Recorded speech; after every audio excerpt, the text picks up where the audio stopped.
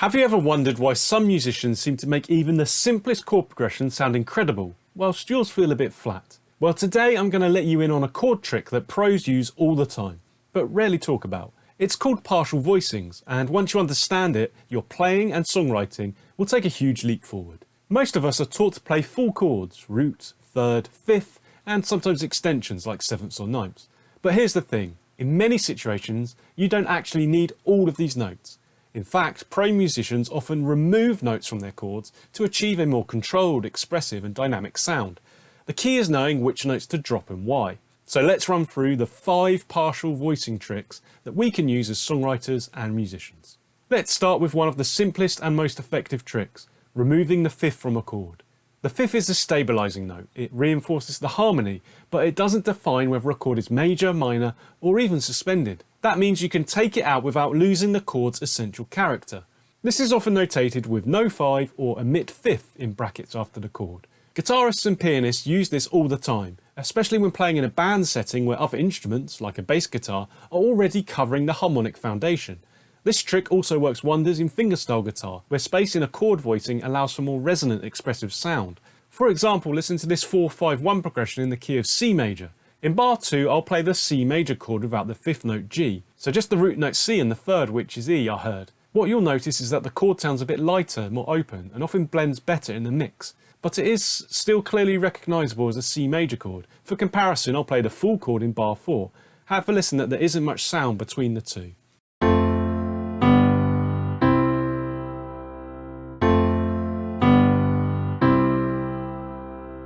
Let's have a look at the second partial voicing trick now, and on the face of it, this is quite an extreme approach.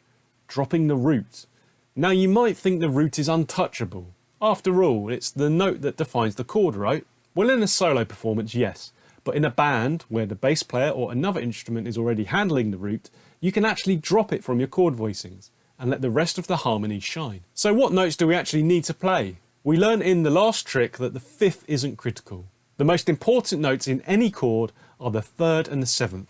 These define whether a chord is major, minor or dominant, and they give it its harmonic colour. Pro players focus on keeping these guide tones intact or simplifying or omitting less critical notes. You might see these sorts of chords with only guide tones, the 3rd and the 7th, called shell voicings. These can become even more useful with chords that have more than 4 notes, like 9ths, 11ths and even 13ths. For example, imagine that we want to play an A minor 7th chord. This chord has the notes A, C, E and G. If we take out the 5th, then we're left with A, C and G. If the bass guitar plays the root note A, then the piano can just play the flat 3 C and the flat 7 G. Listen to the full chord on the piano and then this partial voicing with the bass playing the root to appreciate the difference. Trick number 3 is a real hidden gem of the partial voicing world, and a game changer for guitarists and pianists. Instead of playing full triads, try playing the root and 3rd, but with the 3rd moved up an octave. This creates an interval called a 10th, which sounds full, rich and melodic. This is a popular idea in modern pop, rock and EDM. On the piano, 10ths add width and depth to a chord without overpowering the arrangement. Guitarists can use them to create lush, open-sounding progressions that feel expansive and expressive. For example, look at this simple C major key example played on with 10ths on the guitar. I end with a full open C major chord to give you a point of comparison.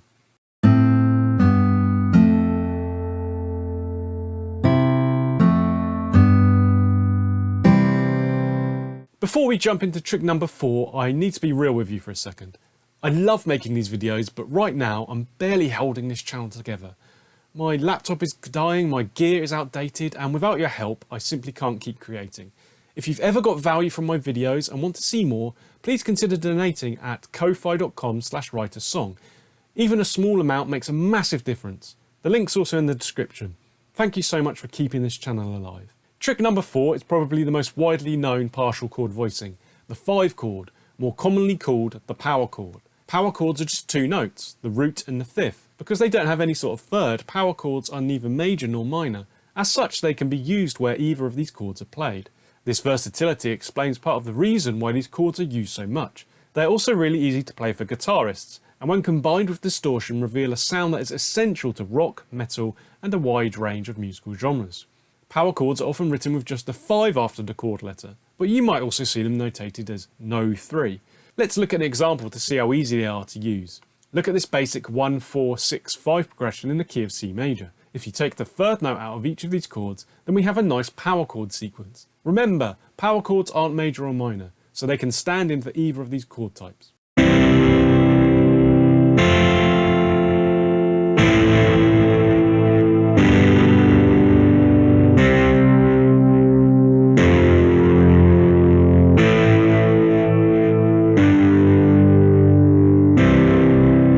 You can also do the same in minor keys. The process is exactly the same.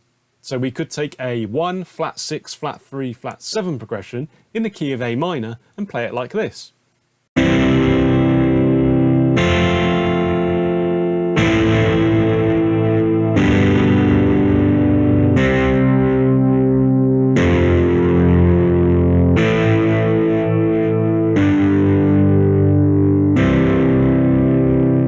Many songwriters in major and minor keys seek to avoid the diatonic diminished chord.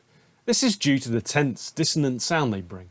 Diminished chords have a sharp 5 note, so playing a power chord on the same root introduces a note from outside of the key.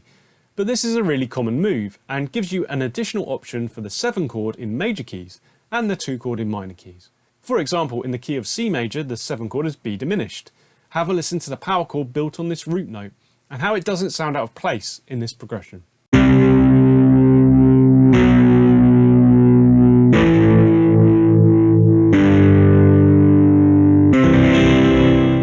The fifth partial voicing trick is really an extension of the power chord concept, or more accurately, an inversion.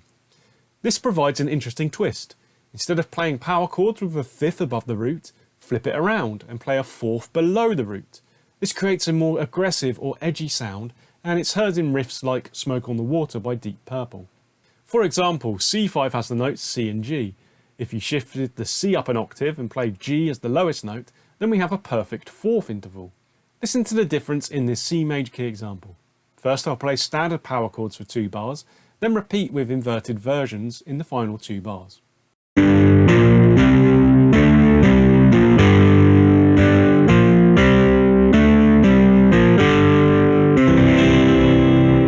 So how can we apply these ideas to our own songwriting? Let's walk through a simple example to consider our options. First up, start with an existing chord progression. I'll use a basic 1, 5, 6 minor 7, 4 major 7 sequence in the key of C major. Then you can try out the different partial voicing ideas to see which ones you like the sound of. The choices you make will probably come down to the sound or genre of your song, and the instruments that you and your band are playing. If possible, record yourself playing through the ideas and then make your decisions. So in my example, I think that the bass can alternate between the root and the 5th note of each chord throughout the progression. For the first 2 chords, the piano will omit the 5th note, and for the 7th chords, I'll use the guide tones idea and let the piano play the 3rd and the 7th notes.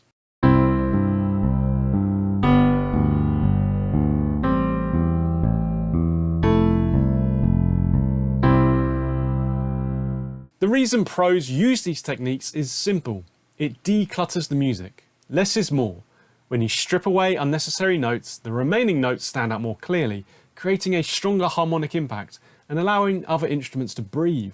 This principle applies across all genres, from jazz to classical to rock. The problem is you can play around with all the voicing ideas in the world, but if you don't know how to write effective chord progressions, then you're wasting your time.